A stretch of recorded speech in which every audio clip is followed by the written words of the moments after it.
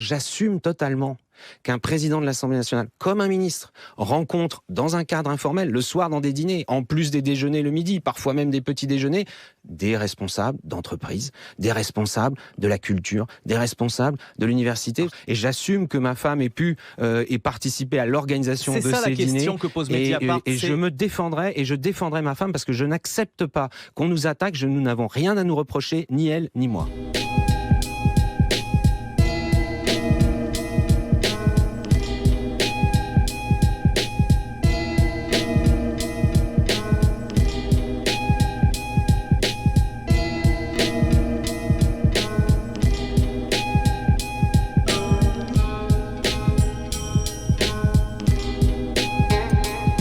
Vous résidez donc à l'hôtel de la Cèze, c'est l'hôtel particulier qui jouxte l'Assemblée nationale, on voit des images. Donc ça, c'est chez vous. Oui, enfin, là vous y résidez, vous y dormez. Non, c'est pas là que je vis. Ça, ce sont les salons de réception du rez-de-chaussée. Est-ce que vous faites des C'est beaucoup moins à doré. cet endroit? Tant mieux d'ailleurs. On peut faire des fêtes à cet endroit. C'est quoi Les les réceptions.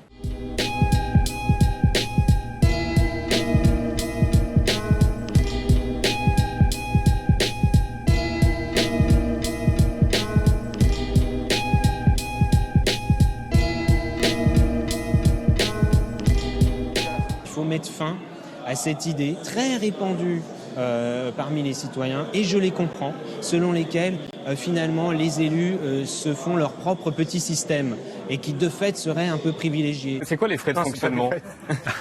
Les frais de fonctionnement de cet endroit de l'hôtel de la Cèze? Parce qu'on parle d'1 million d'euros par an. Non, c'est justement, moi je veux qu'il y ait une comptabilité analytique, transparente, et qu'on sache bien à l'Assemblée nationale qu'est-ce qui coûte quoi, et aussi bizarre que ça puisse paraître, aujourd'hui ce n'est pas le cas. Parfois, il faut bien le dire, il y a pu y avoir des collègues qui étaient un peu le pied sur le frein. Les frais de mandat des députés, cette enveloppe de 5 373 € mensuels que les élus peuvent dépenser à leur guise. Certains sont payés des vacances ou une permanence. On pensait que le système avait vécu, qu'il serait remplacé par un remboursement sur justificatif. C'est ce qu'avait annoncé François Bayrou quand il était ministre avant l'été. Et non, les députés disposeront toujours d'une avance de 5 373 €. Pourquoi avoir reculé? C'est un compromis, François de Rugy?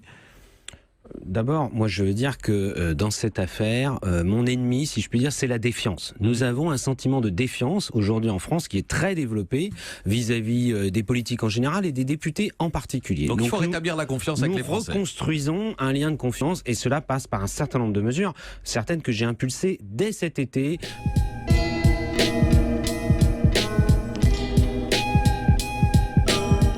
Quand j'étais président de l'Assemblée nationale, il y avait des avantages pour les anciens présidents de l'Assemblée nationale. Je les ai supprimés. J'ai dit, moi, quand je serai ancien président de l'Assemblée nationale, j'aurai rien. Excusez-moi, vous, dès que vous arrivez quelque part, vous supprimez tout. Non, mais je réforme. Oh, ben, ça ne m'a pas toujours rendu très populaire auprès de tous les députés. Mais il y a un moment donné, moi, j'ai voulu remettre les choses d'équerre. Mais ce que je constate, en réalité, c'est que les rumeurs et les fausses informations, elles continuent à circuler.